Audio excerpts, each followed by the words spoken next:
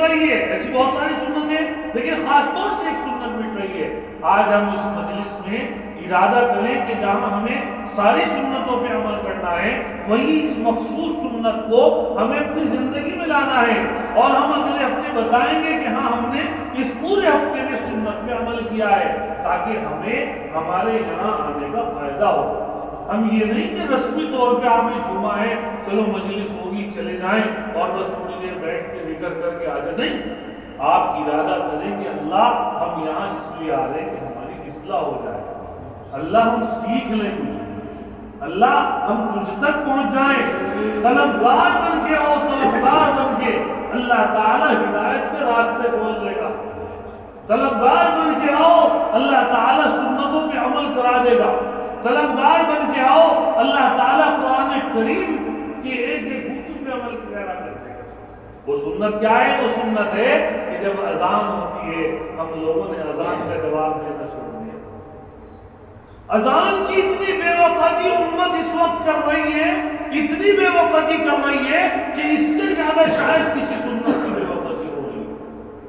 اللہ کا نام لیا جاتا ہے، اذان کتنی بڑی چیز ہے، کتنی بڑی چیز ہے، اللہ نے کتنی بڑی نعمت ہمیں اور آپ کو عطا فرمائی۔ جب نماز کا حکم آیا تو مشورہ ہوا حضرات صحابہ رضی اللہ عنہم اجمعین میں کہ بھائی کس طریقے سے لوگوں کو اکٹھا کیا جائے۔ کسی نے کہا کہ حضرت گھنٹہ بجا دیا جائے، کسی نے کہا کہ ایک آدمی چلا جایا کرے، بہت سارے مشورے ہوئے، بہت سارے مشورے ہوئے، لیکن جو ہے کوئی مشورہ کارگر نہیں ہوا۔ رات کو ایک صحابی تھے، ان صحابی کے خواب میں دو فرشتے آئے، وہ دو فرشتے پوری اذان پڑھ رہے تھے۔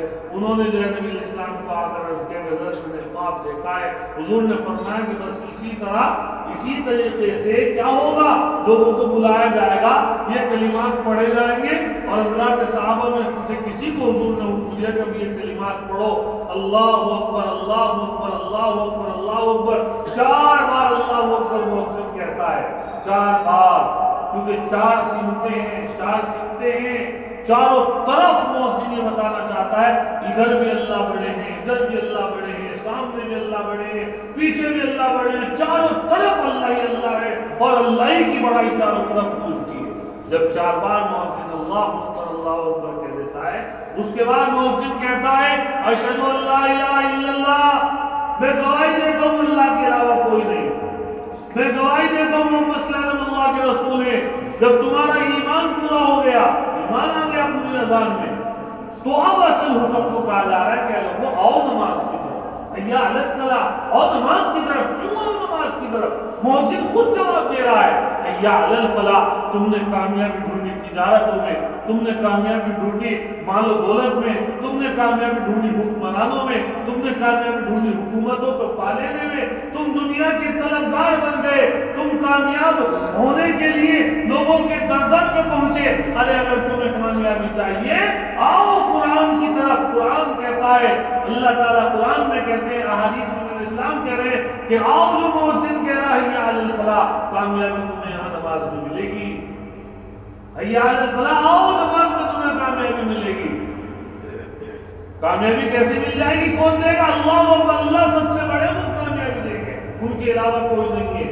یہ اذان، اس اذان کا جواب دیا جائے، اذان کا جواب، اذان کو علماء نے مسئلہ لکھا ہے، بہت سارے علماء کے یہاں اذان کا جواب دینا واجب ہے، اگرچہ اکثر علماء کی رائے ہے کہ مستحب ہے، سنت ہے، لیکن یہ سنت مٹ گئی ہے۔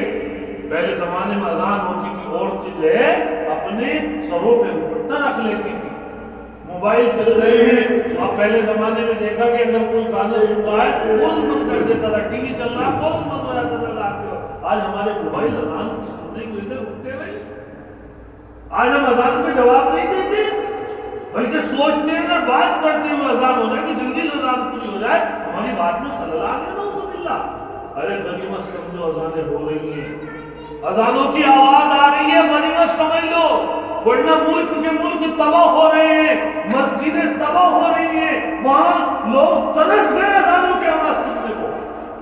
اگر ان نعمتوں کی قدر نہ کری، کہیں ایسا نہ ہو کہ نعمتیں ہمارے سے چھن جائیں۔ میرے بھائیو، ہم اس سنت کو زندہ کریں، ارادہ کریں کہ جب بھی اذان ہوگی ہم اذان کا جواب دیں گے۔ ایک ہے سنت پہ ہم نے عمل کیا، اور ایک دوسرے ارادے یہ ہے ہمارا کہ ہم اس سنت کی تعلیم کریں، لوگوں کو بتلائیں۔ جب آپ 10 لوگوں کے بیچ میں بیٹھے ہوں گے نا اور اذان ہو گئی، آپ نے کہا اس اذان چپ ہو جاؤ، اذان کا جواب دو، کسی کی مجال نہیں کہ کوئی یہ کہے کہ نہیں میں بولوں گا۔ ان 9 نے جن کو آپ نے کہا اذان کا جواب دو، انہوں نے عمل کر لیا، اس کا ثواب بھی آپ کو ملے۔ تو سنت کو اس کو زندہ کرنا ہے، اور دوسری بات یہ کہ اس کی تعلیم کرنی ہے۔ اللہ تعالیٰ ہمیں حضرت نبی علیہ السلام سے کی سنت پہ عمل کرنے کی توفیق عطا فرمائے۔ وآخر دعوانا الحمدللہ۔